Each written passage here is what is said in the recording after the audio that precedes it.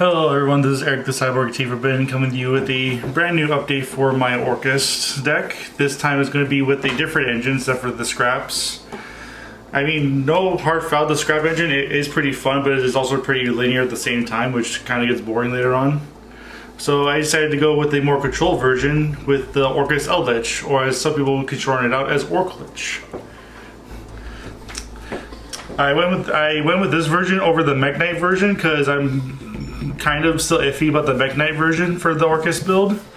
But if you guys want to see me do the Mech Knight build for Orcust, let me know in the comments below and I'll get that done as soon as possible. But anyway, let's get into this build for Orcust Eldlich. So I'm obviously going to start off with the main Orcust lineup. Triple Girsu, no less than the 3. He's your main normal summon of the deck. He's your Foolish Burial for any Orcust or War Legacy monster from your deck. And he also can summon a token if you have no other monsters on the field, one to your side and one to your opponent's side. And he does have another effect that makes him a tuner, but that effect rarely ever comes up because you need to have 2 or more cards in the same column where he's at. So that rarely ever happens, so yeah.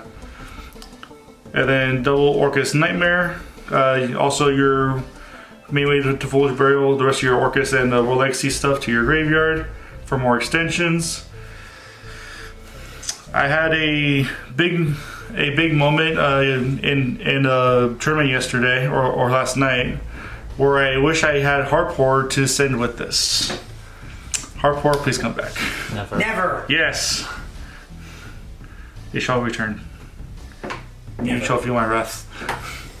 Never. Yes. Anyways, on to the other Orcust stuff. 1 Symbol Skeleton for the Graveyard Monster Reborn, and then 1 World 1 to get your banished Orcust monsters back onto the field to keep going with your Orcust plays. That's it for the entire, that's the Orcust engine for the deck. For the Eldlich stuff, I'm only playing 2 of the Golden Lords. Only 2, you don't need 3 because I think 3 is way too much for this deck.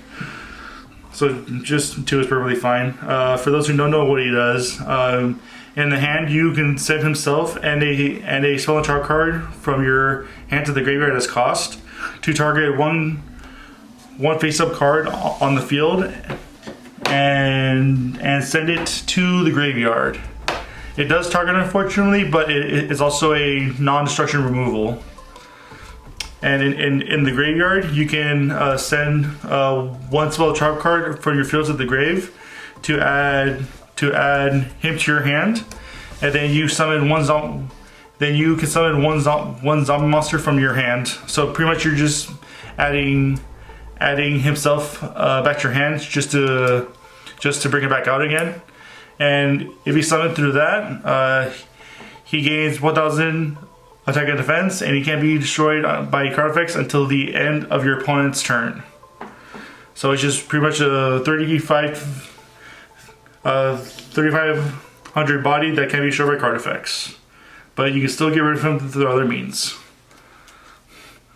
And the last hand trap, running the triple Ash Blossom for Monsternity, for negation, for searching, and all that other stuff.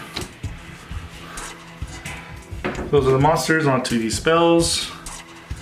Go over the main Eldlich spell with the triple Curse Outland. You pay 800 life points to either search Golden Lord himself or any of your Golden Land spell and trap cards from your deck to your hand. And when it's sent from the spell and trap card zone to the graveyard, it's a Foolish Burial for either Golden Lord or a Golden Land spell or trap. So it's Searcher, and it also gets your graveyard set up as well. Main note for this deck is not very budget friendly, so if you're going to be playing this deck, you're going to need to have these cards to play it, unfortunately. Starting off with the triple Prosperity, it's free. You want to get any of your traps to your hand as soon as possible, whether it be the Orcust, the Eldlich lineup, your Orcust lineup, or even just the Solemn Brigade, or any form of counters. This is a very great way to get into your hand as soon as possible. And since this deck also revolves around the graveyard, also why not just play the triple droplet in the main deck, because the deck also plays in the grave, so sending them doesn't really matter as much. And then double Foolish Burial Goods for your Orcust or for your Eldlich stuff, just to get just to bash them off to get more free sets to the field. And then for the last one of them, one Call by the Grave because we hate hand traps, and then one Orchard Return just to get rid of your bricks in your hand and draw 2 cards. Those are the spells onto the traps. Of course, going still with the Eldlich traps. Obviously running triple of the Scarlet Sanguine. This summons Eldlich the Golden Lord from either your deck or graveyard, or summons any zombie monster, but mainly just your Golden Lord from your deck or graveyard to your field. And you can banish it from your graveyard to set any Golden Land spell or trap from your deck to the field. Triple Conquistador. He is your destruction removal. If he's summoned while you have a Golden Lord on your field, you can non-target destroy 1 card on the field, and then in the graveyard effect you can banish him to set a Elixir spell or trap card from your deck to the field. The main target is obviously the Sanguine to get more plays with that. And then triple Hakero. This is your DD Crow for the deck. Same thing with the Conquistador. If you have the Golden Lord on your side of the field when this comes out, it is a DD Crow in the graveyard for any card. Non-targeting, of course. Broken. And the same thing as well as for Conquistador, banish it to set a Elixir spell or trap from your deck to the field. For the main Orcust counter trap, obviously the triple Crescendo. Negate, banish anything you want as long as you have a Orcust Link monster on your field. And then you can banish this card from your graveyard to search for any a dark machine that is either banished or in your deck to your hand. So it either gets your banished Orcust back to your, or dark machines back to your hand, or just search for or just search them out from your deck. But just know that if you do that during the turn that you use that effect, you're locked into dark machines only. So make sure you want to do this during your opponent's end phase if it's in your graveyard, so you get your search and you're not locked out anymore. Or if you just want to get it in your graveyard as soon as possible with the Foolish Burial Goods and just go for the entire Orcust plays there. Just know that you can't summon your Link Rebos and your other links that are not dark machines from your extra deck. And then the last trap card is Triple Solemn Judgment because Gut says no. That is the main deck onto the extra deck. For the Link ones, I'm playing 1 Link Rebo and 1 Link Spider. Link Rebo is mainly for the token that you summon off of Girsu, and then Link Spider is for the Golden Land trap cards because trap monsters are basically considered normal monsters on the field. So this is just a way to also get rid of them from the field to get them in the graveyard. 3 of the main lady herself, Galatea. Why 3? Because you're obviously running Prosperity, and you can honestly just get rid of one of them because you mainly just need 2 most of the time, but with Prosperity, running 3 is perfectly fine. While she's linked, she cannot be destroyed by a battle. Perfectly fine. And her main effect is that you can target one banished machine monster shuffle it back to the deck, and then set any Orcust spell or trap from your deck to the field. So it'll mainly obviously be Crescendo, or if you need draw power, a return.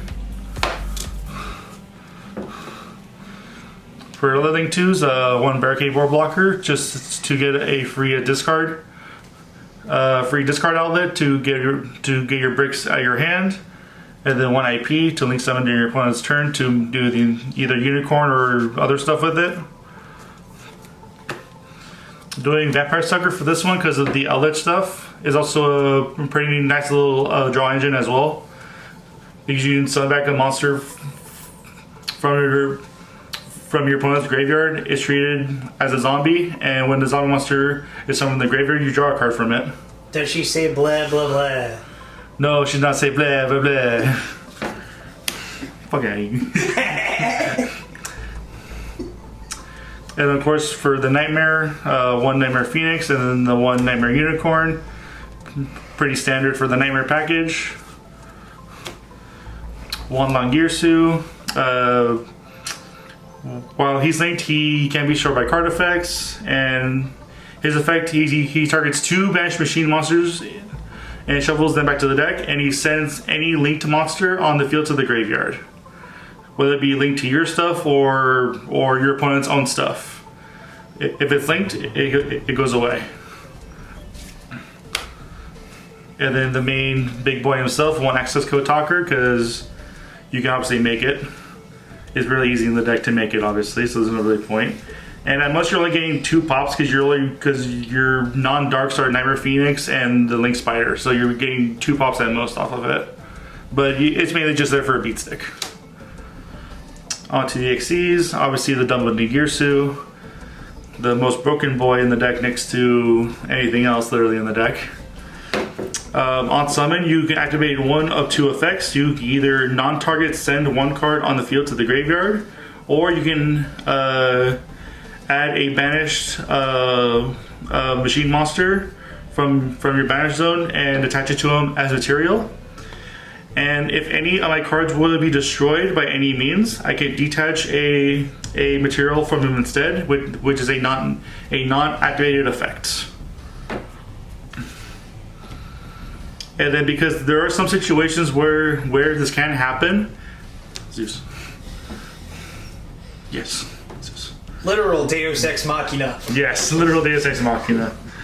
That is the entire main deck and extra deck. I'm gonna go into the side deck really quickly. I'm still having a few changes here and there with the side deck. Obviously, I'm doing Jump in the Beer right now, but I'm obviously gonna be switching out for Joel and Lockbirds when I'm able to get more copies for them. But the main monsters for the side deck are Triple Nibiru and Triple Ghost Spell, because this stops Char Brigades with the trap card. This stops Drytrons with extensions, and also stops a lot of other things. For the spells, Triple Cosmic Cyclone and 1 Feather Duster for back row hate. And for the traps, doing 3 summon limit, because this basically is a control deck, and Eldlich doesn't really matter because you can just send it off during your turn and then go full combo from there. Same thing goes with the Imperial Order and the Skill Drain.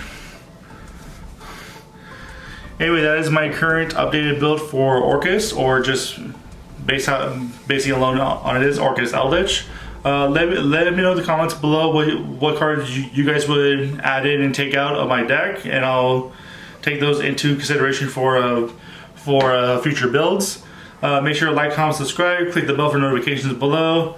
Check out our sponsor Pal Manga Mats for what do you want. You get mats, you get field centers, you get tokens. They have special theme packages for like literally everything you get with it.